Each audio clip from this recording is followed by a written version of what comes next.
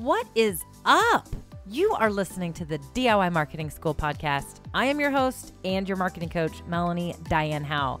Today, we're talking websites. Specifically, I'm going to share 8 strategies to drive traffic to your website.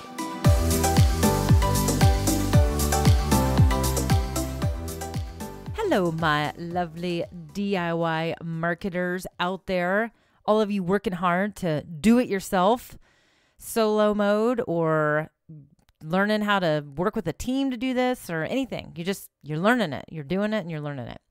So I know that websites comes up often, and some of you are working on websites, or you have recently built a website, or you've launched a website, or maybe you're thinking about revamping your website.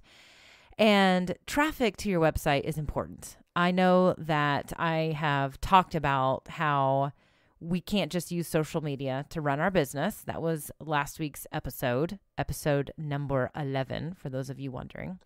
And also, I've talked about how we should not just be using social media to sell, and that we're not on social media to sell, that we need a website to do that.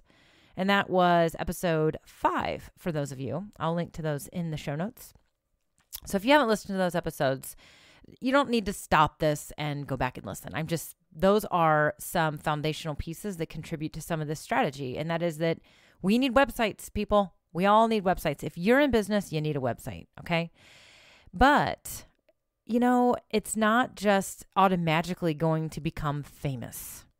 And we're talking about traffic. So I talked about in episode 5 that one of our objectives with social media is to essentially drive traffic to our website, and that our website is the hub of where we can sell people and give them detailed information about our products, our services, how to get a hold of us. We can be very call to action heavy on our website because people have decided at that point that they're wanting to learn more and make a decision about what kind of business you are and if you're a good fit for them. So the question is how do we get them there, right? I wanted to talk about this because I do think that a lot of businesses struggle with this. They struggle with the concept, but they struggle with it in 2 ways. 1, they're not really sure how to drive traffic, but 2, they don't realize that it's not just, like I said, automatically going to happen. So remember the movie Field of Dreams? It's where that famous quote, if you build it, they will come. If you build it, they will come. Remember that? Was that creepy? Me whispering? The movie was in 1989. Amazing movie. I literally have goosebumps just thinking about it. But it's when this farmer named Ray hears this voice, like constantly, like he's all over, he's going places, doing things, and he keeps hearing this voice. And he first hears it in his cornfield, and it says, if you build it, he will come. And so he feels the need to act, and he builds this baseball diamond in the middle of his cornfield. And eventually the ghosts of baseball legends come through the corn and play baseball. So literally he built the cornfield and they came. And it was that simple. He didn't have to go create a social media ad to get them to come. He didn't have to do things like that. They just showed up. Your website is not going to work that way. I wish it could, but it's just not. So you can't just launch your website and then all of a sudden expect people to find it and to be there. Well, I've got a website, So there are definitely some strategies, and I want to go through a few of these strategies with you so that you can either make sure that you're, fully focused on this or start putting some of these things in place. So first, we're going to assume that you have a website and that it's a good resource and it provides a reason for people to be there. Meaning, when someone comes to your website, there's helpful information. It's not just a landing page of selling. Now, if that is the case, then we're going to need to be a little more focused on maybe some advertising. But I'm assuming that there's a good reason that they're going to get value that's going to answer their questions. And their questions could be that what products do you carry, what's in stock versus not in stock, so we just need to make sure it's user-friendly and it's meeting the objectives of what people need. My website, for example, is not like that. It's very full of helpful articles and resources like this podcast because I am in the education space. I am educating small businesses how to do their own marketing. So that is how I enrich that experience. So first, we're going to assume that you've got a website that is offering value. It's meeting the objective. So the first tip that I want to cover is one that we hear about often, and that is to use SEO strategies. So SEO stands for search engine optimization. And the way that it works, very briefly, this is not an episode about SEO, but the way it works is, Google and all these search engines, they use technology. Again, leprechauns. I always, when I talk about the algorithms in episode 4, I don't want to try to give them all the right descriptions. So I just say they're like secret little leprechauns in your computers. Anyway, they use this technology and they are able to crawl sites. And by crawling sites, what I mean is they use these bots and artificial intelligence, and they scan for words. They scan for media types, images versus videos, whatnot. And it gives them a very fast way of knowing what kind of website you have, how long people are on your website, what pages do they stay on, what kind of content is on your website. So what words are being used? These are keywords. What phrases, what questions are being answered? And so SEO is search engine optimization, and that is Google wanting to make sure that when you search Field of Dreams, or when you search the quote, if you build it, they will come, or he will come, or whatever it is, that you're going to get the best answer that you want. The best result is going to show up because they want you to keep using Google. They want you to rely on Google. And so they want to be the best search engine. And right now they are. Now there's all kinds of other search engines. I mean, even YouTube uses SEO strategies. I mean, SEO is all over the place, but we're just going to kind of keep it simple. And so how do you focus on SEO? There are books and websites and online courses that can help you be an SEO expert. I am not one of them, but I do know this. I know that from a basic standpoint, you need to make sure that your content on your site is useful. And again, you're offering value, which is going to keep people on your site. Another thing, though, that's a little bit more on the strategic side for SEO is changing up your content regularly. Give people a reason to keep coming back to your website, because those return visitors is also going to help your SEO score, which is going to help you show up in search results more organically. And that's why SEO is important for driving traffic. So one of the ways that you can be changing up content is by adding videos to kind of like a vlog style on your website. You could be podcasting and creating a new blog post that has your podcast. If you want an example, my website at melaniediane.com, again, that's DYANN, you can see that if you click on blog, you'll see that for every podcast episode, I have not only embedded the podcast episode, but I've also got some text that shares a little bit of detail around it, because again, these bots are searching for words, keywords. But I also have the embed code for the audio player, because if someone decides to click on that page and listen to the podcast on my site, well, they're on my site for 15 minutes, and these bots know that.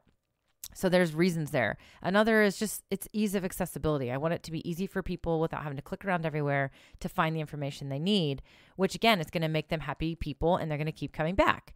And so by changing up your content, you're not only offering a resource for people, but the other thing is that these bots, well, they know that the content is new. They can memorize the data from the first time they scanned your site, and then they come back around, and if there's new information, they're going to be like, oh, pump the brakes. This site's got new info. Let's go scan it too. And that they like that. Like those bots like that. They want fresh content because they want to be offering the most relevant, up-to-date, valuable content in their search results. Okay. Now, this is a super basic explanation, and it's a Mel version of it, which is like condensed and dumbed down, and it's not all the details. Okay. Because again, I am not an SEO strategist. I am not an SEO expert.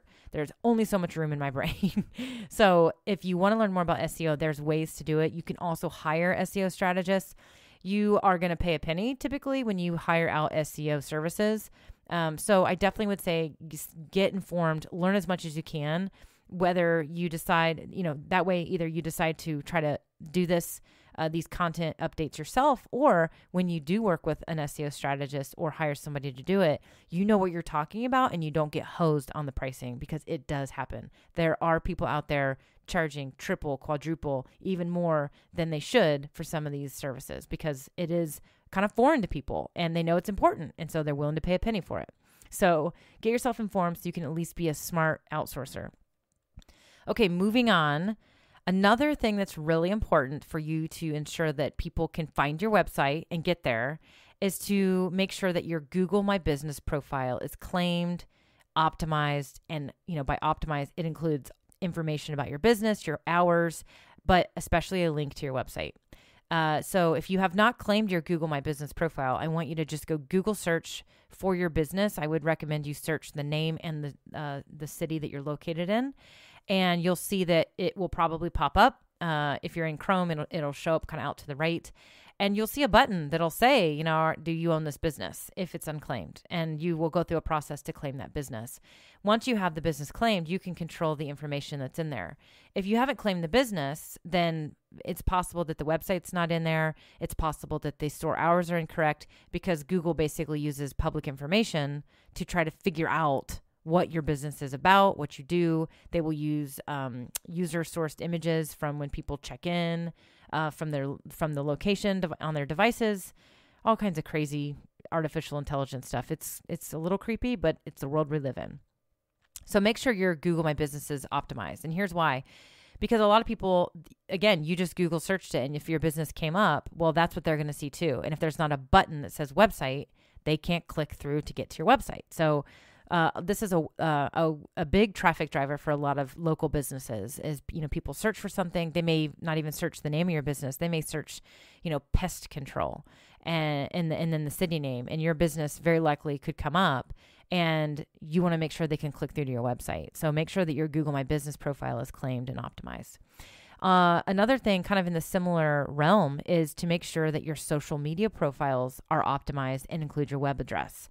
So by what I mean by making sure your social media profiles are optimized, it's basically making sure all the data is complete. I think that this happens a lot. People don't realize, I need to go. I mean, if you created a Facebook page years ago and you haven't really revisited the information in it, it's probably likely that there's missing information because Facebook over the years has added features. They've added fields. They've added, you can now add services. You can add your products. You can add a story. There's so much you can add to your profiles now that really help people know what you do.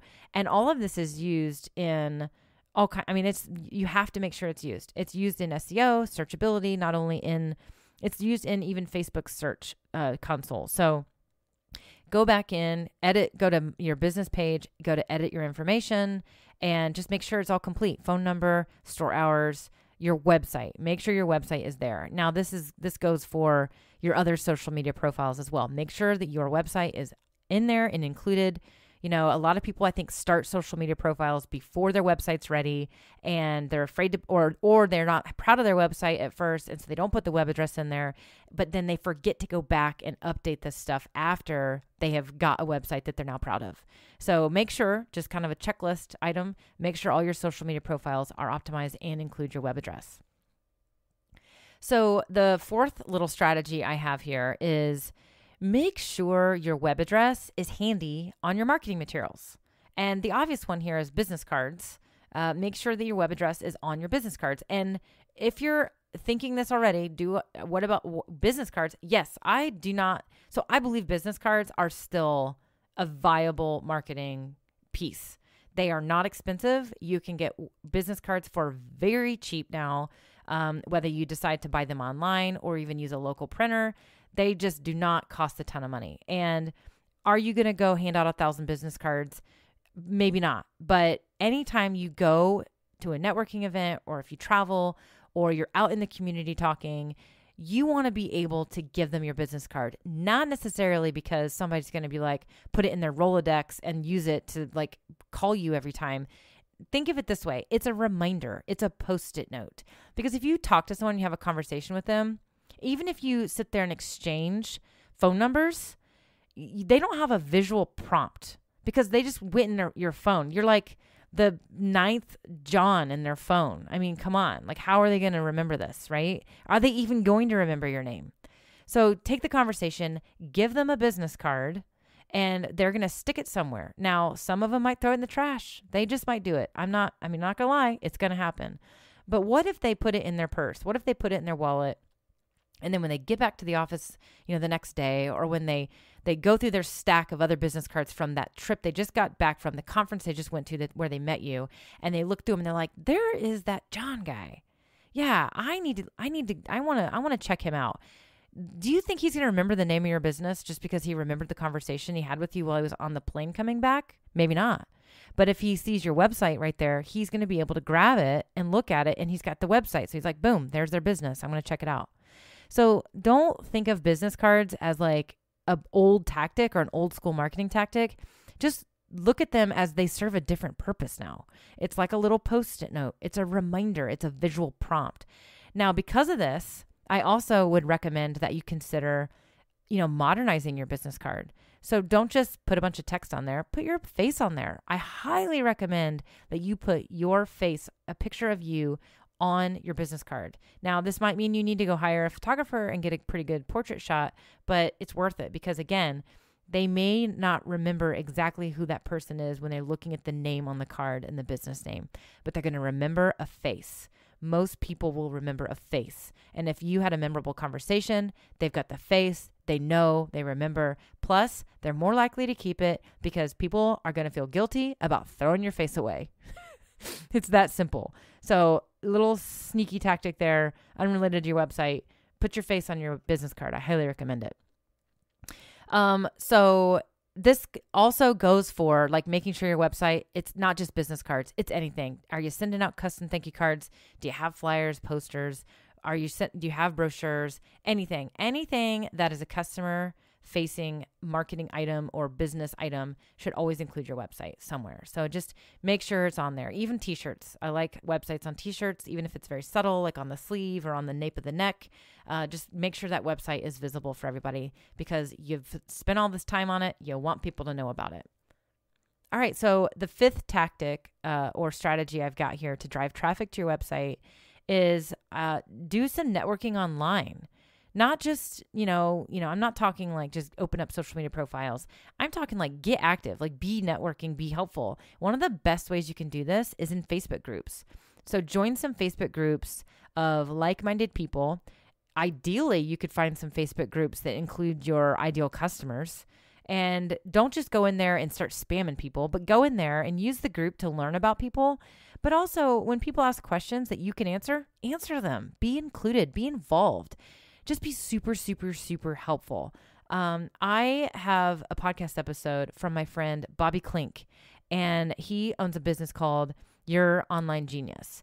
And I will link to it in the show notes. I am failing to remember the name of his episode or the number, but I will link to it in the show notes. He did an amazing podcast episode about how to use Facebook groups, and he shares his story with how he has grown a following by just simply going out and being involved in Facebook groups and helping people. And it's where he does the majority of his networking. And I can tell you, I know for a fact, it has worked really, really well for him. So that episode is awesome. But you're not going to just spam people with your website. In fact, Bobby covers this in that episode. But here's the thing. Eventually someone is going to be like, who is this person? And they're going to want to stalk you a little bit. So they're going to click through, they're going to figure out what business you own, and they're going to eventually find that website as long as it's on your profile. So going back to, strategy number 3, make sure your website is handy even in your social media profiles, because eventually people are going to be like, who is this person who is being amazing right now? And they're going to click through, stalk you, and you want them to find out what you do and what you offer. And of course, find your website. So the 6th strategy I've got for you is a little bit of a deeper strategy. So I want you to try to become a guest. I want you to be a guest blogger or be in somebody's Facebook Live as a guest, or better yet, even more so, go be a podcast guest. And the reason for this is because typically the host of the content, so meaning the owner of the website, the owner of the Facebook page or podcast, is going to be more than happy to share your bio and links to your social media and your website. So this is a great tactic for you to get in front of an audience, especially if you're newer and you're just new in your business and you're just trying to get the word out there and you're trying to get as many eyes on your website as possible and to get people to be aware that you exist. You've got to do some networking. And this is a great way for you to do some virtual networking is to, sometimes we get asked to be guest speakers at luncheons and things like that. This is the virtual version of it. So go out there, offer some content, be helpful for people, and be a guest on these other people's platforms. And again, they will share links including one to your website, which could drive a new audience to your website and raise awareness about who you are. And the seventh tactic I've got two more for you. Hang in there.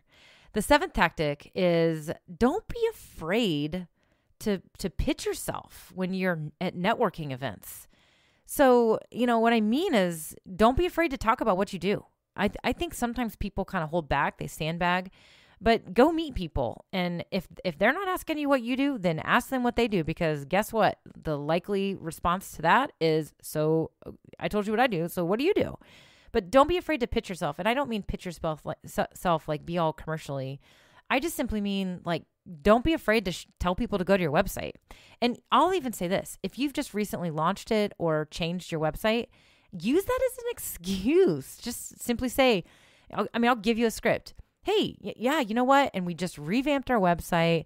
I think you'll find a lot of useful info in there. So, hey, here's my card. Take a look at it.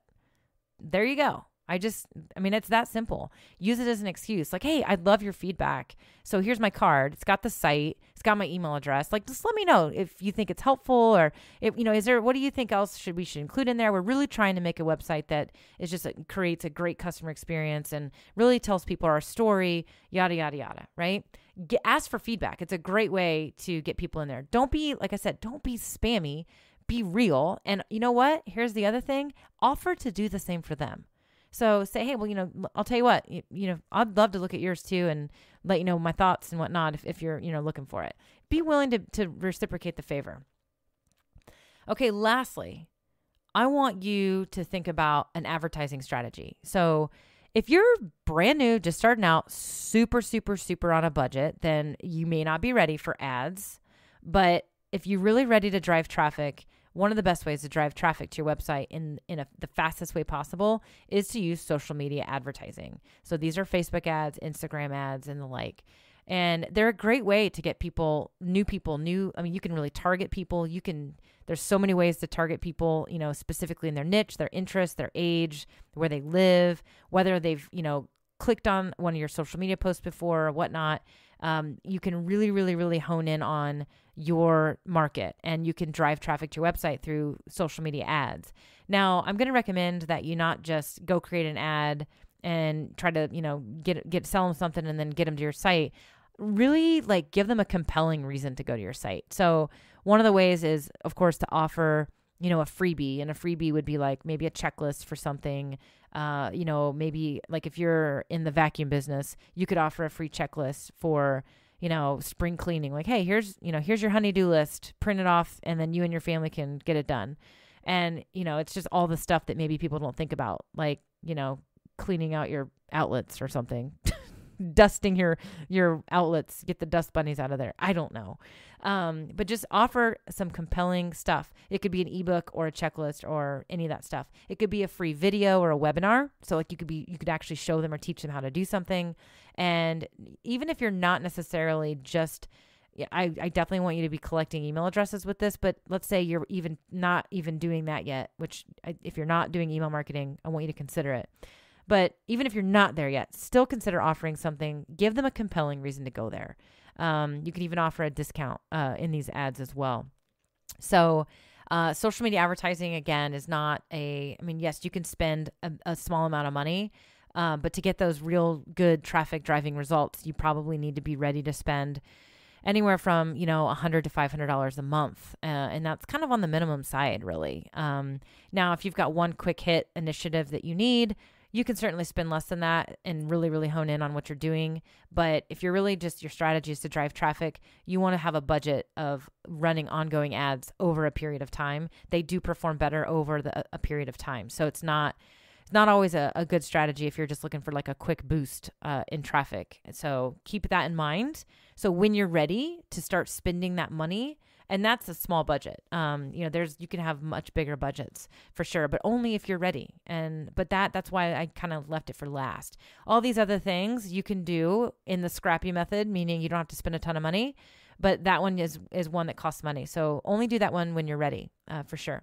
So, well, there you go, you guys. There's 8 strategies for you on building traffic. Now, this is seriously a thing. I mean, you cannot just have a website and expect people will automatically find it. You've got to be strategic and you've got to be driving traffic to that website. I don't want you to be in the camp where you spend all this money and all this effort and time building a site and then you fail to drive traffic to it because it's not automatically going to be found by people. The movie Field of Dreams is amazing, but that quote does not apply to websites. Okay. You can't just build it and it automatically happen. And to be really honest with you, the same could be said for social media. You can't just create a Facebook page and expect all of a sudden that all these people are going to find it and show up. So I think I'll be doing an episode on that as well, how to get people to know you have social media profiles and to get them to be there and to hang out with you on social media, because it's the same thing. It's not, if you build it, they will come. That doesn't apply to websites and social media. So that's a future episode coming up, you guys. So you guys, that's what I've got for you. I hope you have an awesome day. I hope you took some notes. This one was kind of heavy and it had a lot, but I wanted to give you those 8 strategies on driving traffic. There are certainly many more strategies out there. So don't give up. Don't just use these 8. These are just 8 ones that I wanted to provide that I think are fairly simple, easy to put in place right away. They do not take a ton of money or effort. You can do them. You can DIY these strategies. So start here and move into the other categories and keep researching this. There's tons of information out there. Literally just Google how to drive traffic to your website. It's that simple. Google's amazing because they know how to find great content because they use SEO, right? All right. I will talk to you guys next week. And in the meantime, I hope you have subscribed to this podcast because I don't want you to miss a beat. And if you're enjoying it and if you're finding help, I'd love to see a review from you. I like your feedback, but it also does help me and I would appreciate it. So I'm trying to move along here. I'm trying to get the DIY Marketing School podcast, get it in big places. So if you are a follower and you enjoy it, let me know. Please do it. I will love you forever and ever. So, all right, you guys have an awesome day and don't forget to go be awesome.